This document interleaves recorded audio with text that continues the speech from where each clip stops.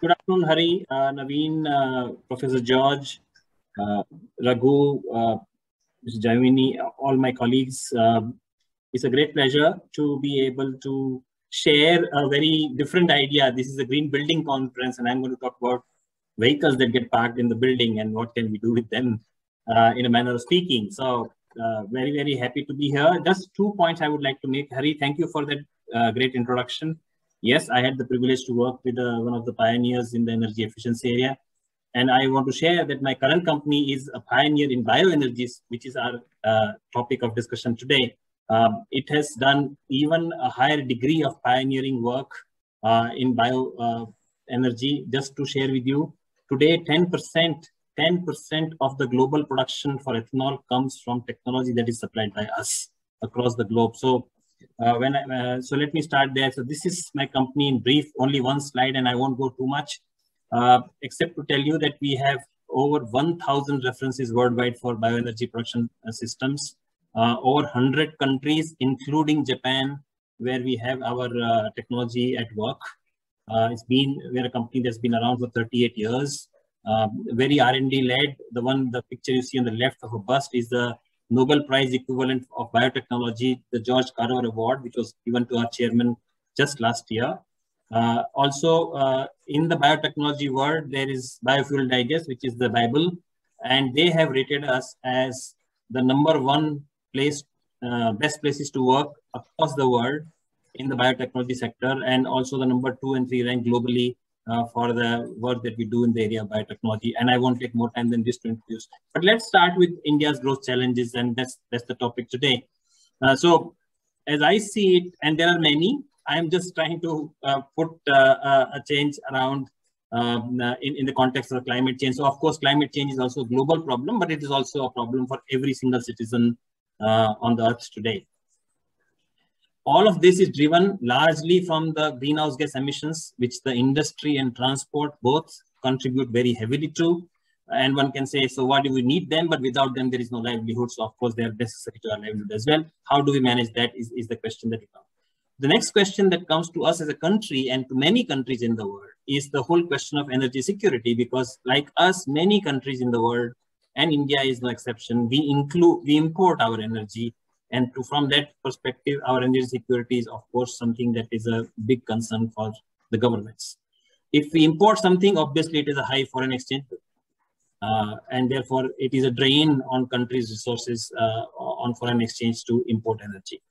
The fifth one, which is a challenge for any country, more so for India than any other country because of our demographic dividend, that we have very, very young population and we are getting younger by the years as we go forward.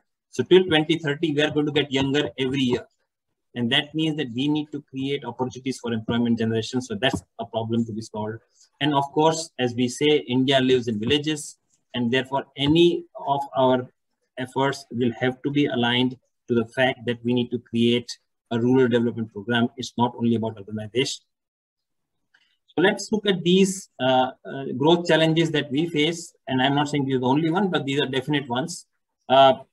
And we have just come through, the world has come through the pandemic, which was the greatest challenge to the mankind, right? And we found the vaccine for it within 1 year. Then ingenuity of mankind is high, our innovation. Sorry. Please go. Yeah. But the climate change, which has accelerated over the past 2 decades, there is no. We could find a vaccine for pandemic within a year. And for climate change, which has been in making for actually centuries, but definitely accelerated over the last 2 decades, even more in last 1 year than before that, there is no vaccine. So let us understand that we are facing a challenge which is absolutely unprecedented. It is slow in nature, but it is definitive and irreversible. And therefore, we have to be ultra cautious in dealing with this change. We have all heard, and this is a picture which actually shows you across the continents. It doesn't matter where you live. You live in Australia, United States, India, China, Africa, Canada. It doesn't matter where you are. But we have seen every single economy in the world has seen nature's fury, nature's response to abuse the climate changing so rapidly across the globe is something that is adversely impacting both the ecology but also the human lives. just some numbers for us here then. So if you look at the decade of 80 to 1999 and then 2000 to 2020, so this is just 2 decades comparison. I'm just comparing here 20 years periods and just see what's happening. Reported disasters more than doubling, the deaths going up, total affected population going up. US in economic loss terms, we are all, so there is absolutely no indice which is exactly moving in the right direction. All these indices are moving in the wrong direction because this natural calamities led, and this is only the natural calamities. Why should we have this on our platter if we can do something about it? There have been various reports that have been published, and you can go and cut any which way, whether we want it on a policy bodies, we want an economic bodies, on social.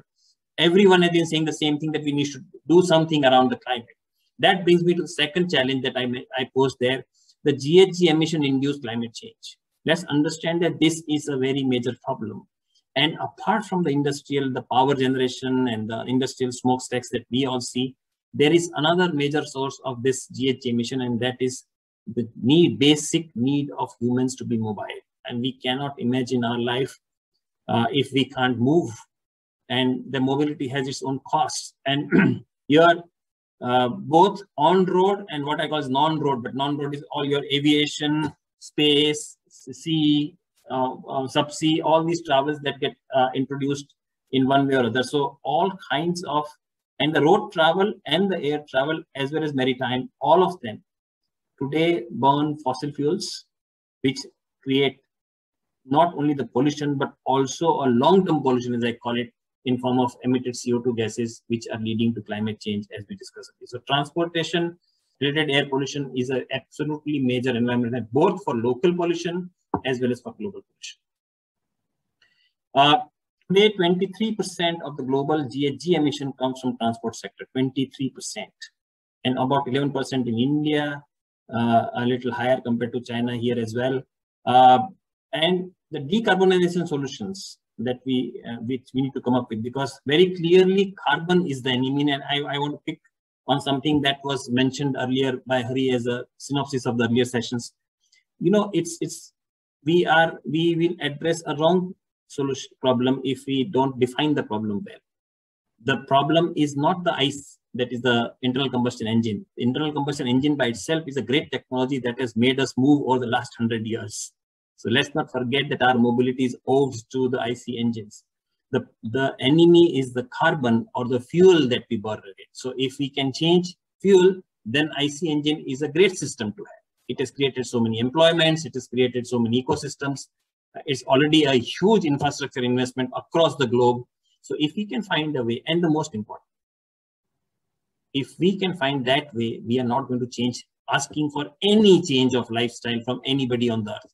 One of the big reasons for all sustainability initiatives to come or find a slow progress is because we are asking for lifestyle changes. But when we go to biofuels, and I'll show that to you, we will not ask for any lifestyle change. We are going to ask the same system works, the same infrastructure works, the same vehicle works, and so on. Let me just show you what's happening. And this is a picture that will probably tell you what's happening to, and it is the carbon dioxide emissions are rising every year. They're not coming down, irrespective of what we hear. The fact remains that the CO2 emissions are rising, and across the sector, if you see in India, transportation is a major sector contributing almost 14%, and the associated other ones as well, because when you see industrial, a lot of industrial emissions also come from the refining activities that go on for the crude oil. So very clearly, if we have to reverse the climate change impacts, we'll have to move to a low carbon emission fuel-based mobility solution, because that would be the fastest adoptable solutions anywhere in the world. Look at the mobility sector in India, just to give you an idea. So we have about 290 million vehicles on the road. That's a large number of vehicles. Almost entire population is running on IC engines. We have airlines which are flying in and out, almost 340 million, 680 aircrafts, and almost 1,500 million kilometers clocked by air. These are aircrafts flying out of India or into India. Okay. Similarly, on the marine side, so very clearly the whole mobility industry is something that is very clearly at the center stage of combating this climate change problem. The other problem, especially from India's perspective, is that we are increasing our oil imports. We are not going to increase our oil production in any significant way because nature has not endowed us with that resource. We will have to see what we can do, whether it is gas, gas is slightly better than oil, but still not enough to meet our demand. So we'll continue to be dependent on other economies, other countries, and given the current geopolitical inclinations, one obviously would like to be, as our Prime Minister said, Atmanirbhar. That's something that we need to work towards this. If you look at energy consumption and then go to what is happening to our, look at these numbers, and this will start to tell us what's happening to our import bill. Okay, we are the third largest energy consumer globally.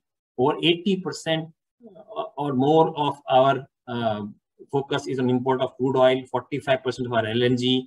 Our import bill is over $100 billion US, and our energy requirement has doubled since 2007. And given the economic growth rate, don't be surprised if it further doubles in half the time, right? So very clearly, we are looking at almost 90% of our energy on business as usual scenario to be imported by 2040. That's a very, very large. We'll have to find resources, and that's something that we may not be prepared for. What is the solution to this thing?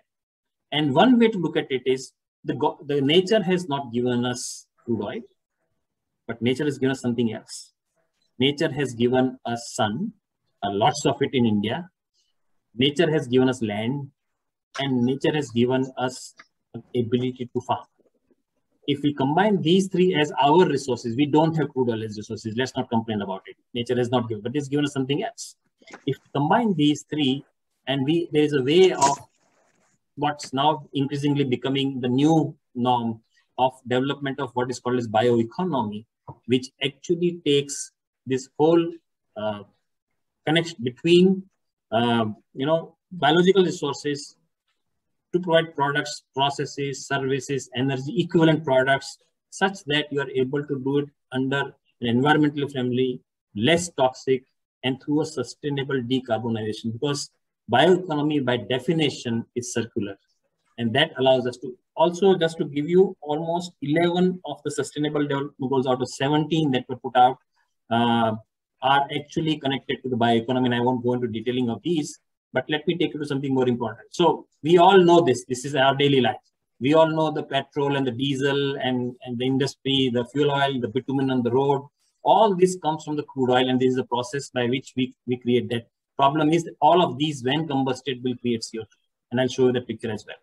There is a possibility to have, it is possible to have an equivalent product for every product here, an equivalent product through a biological route, which comes through very sustainable, very CO2 friendly. In fact, almost 85 to 90% less CO2 emissions compared to an equivalent crude oil output across the sector. Doesn't matter which sector you take, across the sectors, and I'll talk about some of these. I think very important that we start looking at it from the perspective of shifting our perspective onto this and moving on. Then, Shishir, another 2 or 3 minutes so that we encourage some discussion. Yeah. Right.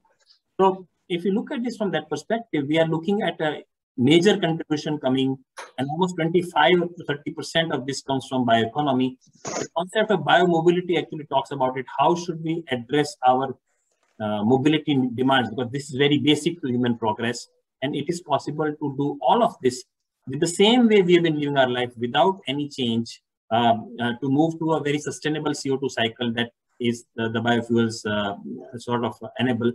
From India's perspective, I just take 2 more minutes. Sunshine, land and agriculture is what I talked about. We have enough and more surplus residue. For those of my colleagues who are right now in North India, the pearly burning issue that you are facing, here is a solution. We are already building 3 plants, 2 of them in north of India, which will use pearly and convert that to ethanol. Indian government has also recognized this. They have pushed very, very progressive policy in this dimension. We all know the EBP 20 program, which is now being rolled out across India as well. 2 minutes on future of mobility. I think we have all talked about the 5 parameters of environment, economy, employment, and empowerment. And look at it, the conventional mobility, which runs on this, biomobility and e-mobility, and you will see The only box that actually gets ticked is the biomobility, where every single box is ticked. Because some of the issues are still not addressed, because let us not forget the fact that the IC engine related industry actually employs over 10 million people in India. If you go to an electric fleet phenomena, a 17,000 part car will be reduced to a 700 parts car, and we can imagine the drastic impact it will have on employment. India has got all the feedstocks that we can ask for, which can actually take to something like 30% of our energy needs. CII, along with other institutes and other industry bodies, has been working with the government and academic institutions to actually drive a very, very robust ecosystem. And I just end my talk here by saying that we have not inherited this earth from our forefathers, we only borrowed it from our children. And biofuels are a definitive step forward to ensure that we give it to them in the way we inherit. Thank you very much.